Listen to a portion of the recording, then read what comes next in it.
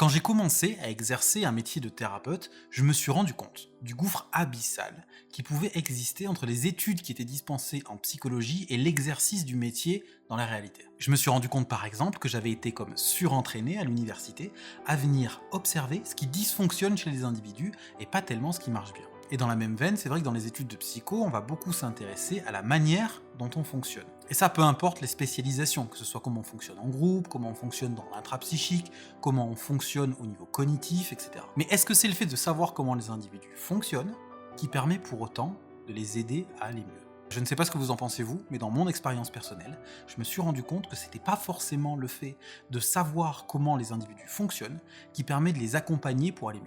Et ça, c'est quelque chose qu'ont compris assez rapidement les thérapeutes systémiciens et notamment dans l'approche stratégique. Bien, si vous vous retrouvez dans le même cas que celui dans lequel j'étais il y a quelques années, vous êtes au bon endroit puisque dans cette vidéo, on va parler de méthodologie d'intervention thérapeutique.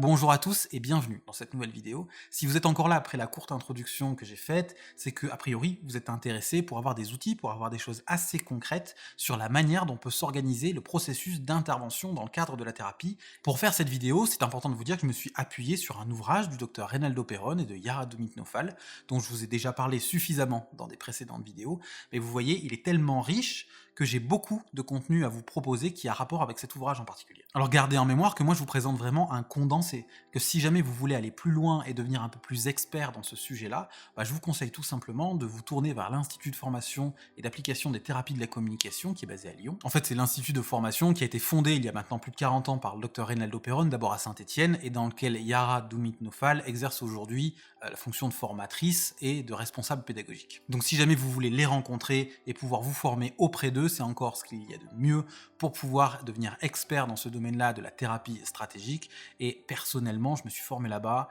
et je peux dire que j'ai vraiment pas été déçu. Donc on va maintenant parler de certains repères au niveau de l'intervention thérapeutique, mais je vous rappelle que les concepts dont je vais vous parler aujourd'hui, ils sont complémentaires avec tous les concepts que j'ai pu aborder précédemment sur la chaîne et tous ceux que j'aborderai dans le futur. Vous avez notamment une vidéo sur les 3 étapes de l'entretien qui est vraiment complémentaire avec ce qu'on va voir aujourd'hui, et également toutes les vidéos sur les différentes techniques qui vont venir s'insérer dans les différentes étapes que je vais vous proposer dans cette vidéo. Je vais maintenant vous présenter les 4 phases principales du processus d'intervention thérapeutique, et à la fin, je vous donnerai la phase complémentaire, la 5e phase, qui va être extrêmement importante pour venir ancrer un petit peu tout ce qui s'est passé durant les 4 premières phases. Donc la première, c'est le fait de définir le problème en termes résolvables. Ce que cette phrase veut dire, c'est que la plupart du temps, quand les personnes ou quand les familles viennent consulter en thérapie, elles viennent avec une certaine présentation du problème qui les occupe. D'une certaine manière, elles peuvent être expertes de leur problème.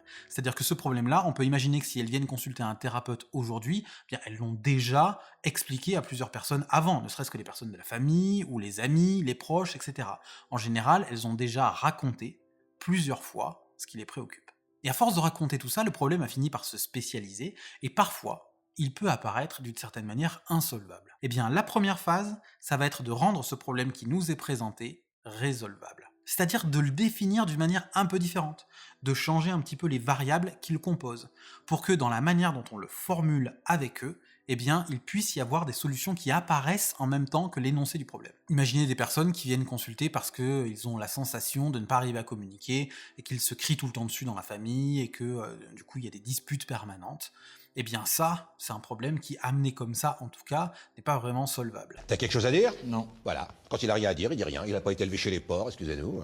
Une des manières, parmi d'autres, de le rendre résolvable, ça pourrait être de dire quelque chose comme « ce qui vous intéresse », si j'ai bien compris, c'est de pouvoir avoir quelques expériences dans la famille dans lesquelles vous vous sentez en harmonie, dans lesquelles vous communiquez efficacement et dans lesquelles vous puissiez passer un moment qui soit le plus apaisé possible. À partir de là, on va pouvoir travailler et trouver des stratégies d'intervention pour pouvoir arriver à ce résultat-là. Je pourrais trouver des tas d'exemples, mais vous avez compris le principe. L'idée, c'est vraiment de ne pas accepter, en tant que thérapeute, le problème exactement selon les données telles qu'il nous est présenté par la famille ou par la personne, mais de venir le retravailler un petit peu pour que des pistes de travail puissent apparaître à l'intérieur de la formulation de ce problème. Ensuite, une fois qu'on a fait ça, dans un second temps, ce qui va être vraiment le plus important presque, c'est l'adhésion du client, du patient, de la famille, à la définition du problème. Et cette étape représente vraiment le basculement entre la position de subir le problème et celle de vouloir agir dessus et de vouloir le résoudre. Et le fait d'avoir un problème ne signifie pas non plus qu'on veuille tout faire pour le résoudre. Donc l'important c'est vraiment d'arriver à une définition du problème dans laquelle tout le monde soit d'accord pour agir dans la même direction. Alors ça c'est quelque chose qui est évidemment bien plus facile à faire lorsqu'il y a une seule personne qui vient consulter, plutôt que s'il y a un couple ou une famille en entier. Parce que s'il y a 2 personnes ou plus, l'idéal c'est vraiment de trouver une définition du problème à laquelle tout le monde puisse adhérer et à laquelle tout le monde soit d'accord pour pouvoir mettre de son énergie pour résoudre ce problème-là. Bon, ça c'est dans l'idéal. Parfois, c'est pas vraiment possible, parce que les individus d'une famille n'ont vraiment pas du tout les mêmes problèmes et ne sont pas d'accord pour résoudre les mêmes problèmes, auquel cas il est quand même possible de venir définir un problème résolvable pour chacun des membres de la famille, ou un problème pour certains et un autre problème pour d'autres, et on va essayer de résoudre ces différents problèmes dans l'espace de la thérapie. Ce qui va être important en réalité dans cette phase, c'est l'adhésion explicite des différentes personnes à la résolution du problème qu'on a défini ensemble. Premièrement, parce que c'est ça qui va donner la légitimité au thérapeute. C'est ce qui va lui permettre de prescrire des choses, de demander parfois des choses aux gens ou aux familles pour pouvoir résoudre le problème qui se pose à eux. Et deuxièmement, on peut dire qu'il s'agit aussi d'une position éthique, dans la mesure où le thérapeute n'a pas à demander quoi que ce soit ou à proposer quoi que ce soit à des personnes qui n'ont pas formulé une demande explicite. Si une personne vient présenter un problème mais qu'elle n'est pas d'accord a priori ou que ça ne l'intéresse pas de le résoudre, c'est son affaire et on n'a rien à avoir à dire à propos de ça. C'est gentil, mais vous cassez pas la nénette pour moi. Ce n'est pas au thérapeute d'avoir à apposer son jugement sur ce que veulent ou ne veulent pas les personnes. Donc c'est pour ça que c'est extrêmement important qu'il y ait cette demande explicite, cette adhésion explicite à la définition du problème pour justement pouvoir s'attaquer à sa résolution. Ensuite, dans la troisième phase, ce qui va être important, c'est de faire l'inventaire des solutions déjà tentées. Vous allez voir, cette étape, elle est vraiment essentielle, mais ce qui est intéressant de noter, c'est qu'il n'est pas obligatoire que les 3 premières étapes s'effectuent vraiment dans l'ordre dans lequel je vous les ai présentées. En général, il y a un aller-retour, il faut que ce soit assez fluide dans la conversation. Toute l'idée, ça va être de venir voir ce que le client ou ce que la famille a déjà tenté. La boucherie Azan devient la bûcherie Azan. A déjà essayé de faire pour résoudre son problème.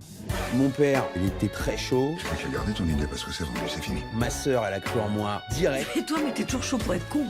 Et mamie, elle a suivi. En fait, on part du principe que toutes les personnes ont des styles de réussite et aussi des styles d'échec. Gendarmerie nationale.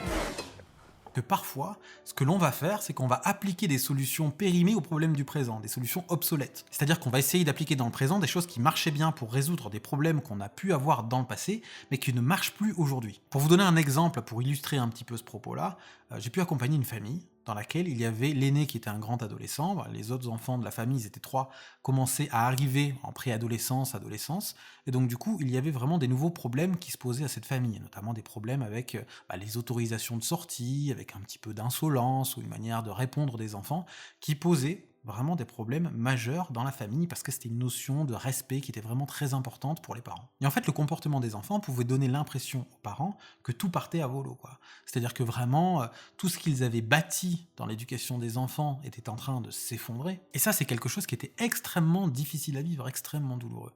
Donc du coup, les tentatives qui ont pu être faites pour résoudre ce problème-là, c'est d'appliquer des choses qui ont marché par le passé. Et dans ces solutions qui ont pu marcher par le passé quand les enfants étaient plus petits, il y avait par exemple le fait de mettre un cadre très strict au niveau des horaires, de mettre vraiment beaucoup de rituels et de routines dans le quotidien. C'est-à-dire on mange à telle heure, on se couche à telle heure, on éteint la lumière à telle heure. Sauf que ça, avec des adolescents de 16-17 ans, ça ne pouvait plus marcher. Vous voyez, c'était une manière d'appliquer des solutions qui étaient périmées, qui étaient obsolètes, qui ont marché par le passé, mais qui ne peuvent plus s'appliquer aux problèmes du présent. Et le fait de faire cet inventaire des solutions déjà tentées avec cette famille, c'est vraiment d'une extrême importance, puisque ça permet de se rendre compte de ce phénomène-là. D'une part, c'est quelque chose à valoriser, parce que ça montre qu'ils essayent de trouver des solutions, et d'autre part, c'est intéressant de noter que peut-être que d'une certaine manière, les solutions qui sont appliquées viennent renforcer le problème, puisque là, en l'occurrence, plus ces solutions périmées étaient appliquées, plus ça générait du retrait, de l'agressivité, de la véhémence de la part des grands enfants et adolescents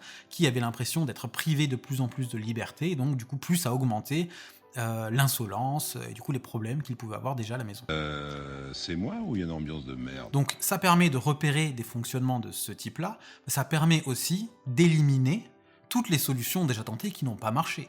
C'est-à-dire que ça ne sert à rien d'essayer de reproduire ou de perdre du temps dans la thérapie à prescrire des choses qui ont déjà été prescrites par d'autres auparavant ou qui ont déjà été faites par les familles ou par les individus et qui n'ont pas produit d'effet. Mais ce à quoi sert surtout cet inventaire des solutions déjà tentées, c'est de venir voir quel est le style de réussite des personnes. Et qu'on va venir s'appuyer sur ce répertoire de compétences pour retrouver un équilibre fonctionnel. Il y a vraiment cette idée dans cette approche que si on se centre sur les problèmes, eh bien d'une certaine manière, on va contribuer à leur spécialisation.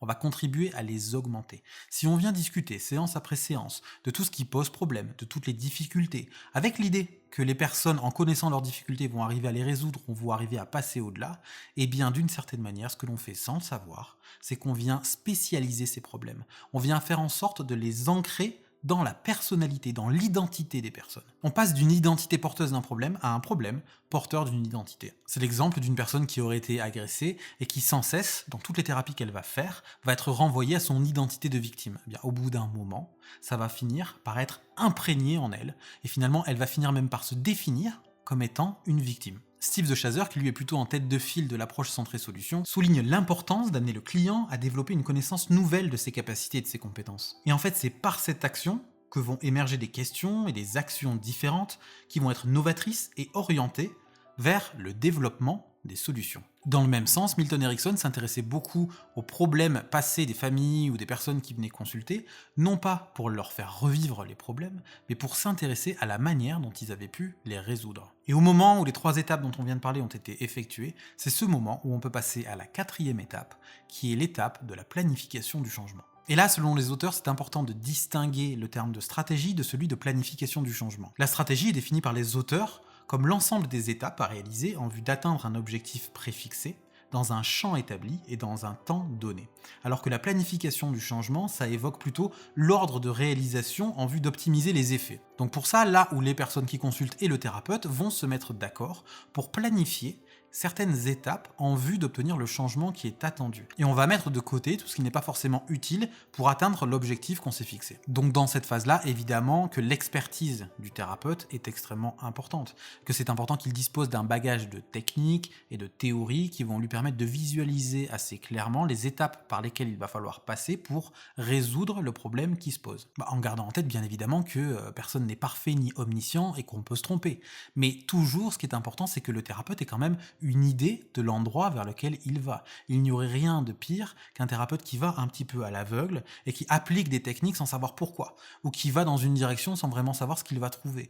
L'important, si on veut être le plus bref possible, ou si on veut vraiment pouvoir activer les compétences des personnes, c'est d'avoir une certaine autorité quand même, c'est de savoir où on va, de savoir ce qu'on propose et pourquoi on le propose. Et je vous ferai une vidéo sur un autre concept qui me paraît très important dans ce cadre-là, c'est le concept des 4 piliers de l'intervenant, qui est vraiment très précieux pour la posture du thérapeute. Et on en arrive déjà à la dernière étape, qui est vraiment très importante. Cette étape, c'est l'ancrage du changement. Et cet ancrage, il consiste à venir symboliser de manière assez forte, par la manière dont on va pouvoir le marquer, par nos mots, dans l'espace de la thérapie, le changement qu'on a pu observer, ce que l'on a pu voir advenir. S'il y a des nouveaux acquis ou des nouvelles compétences qui ont été développées, c'est très important que le thérapeute puisse le verbaliser, puisque de cette manière-là, ça va venir ancrer ces changements. D'une certaine manière, ce que dit le thérapeute, ça va avoir une action performative, c'est-à-dire que ça marque un avant et un après. Vous savez, les sentences performatives, c'est par exemple au tribunal, vous êtes innocent, vous êtes accusé. Il y a un avant et un après avoir produit ces sentences. Si on prend un exemple un peu plus heureux dans le cadre du mariage, le moment où on dit « je vous déclare maintenant unis par les liens du mariage », c'est une phrase performative dans le sens où elle marque un avant et un après. Donc c'est très important quand on observe des acquis, quand on observe des changements, de ne pas les passer sous silence, de ne pas partir du principe forcément que puisqu'on l'observe, les personnes le vivent ou se le disent. C'est très important que le thérapeute lui-même le formule, puisque ça vient appliquer un principe de réalité aux changements qui ont pu être opérés. Et techniquement, ces sentences performatives, elles doivent intégrer des éléments de vocabulaire, des éléments de langage qui sont propres à la famille et qui intègrent l'univers de leur représentation à eux. Ça, c'est quelque chose dont on aura l'occasion de reparler ensemble. Voilà, c'est tout pour aujourd'hui. J'espère que le contenu de cette vidéo vous a intéressé. N'hésitez pas à vous abonner et activer la clochette des notifications si vous voulez être au courant de la parution des prochaines vidéos. Et moi, je vous retrouve très bientôt et en attendant, prenez bien soin de vous.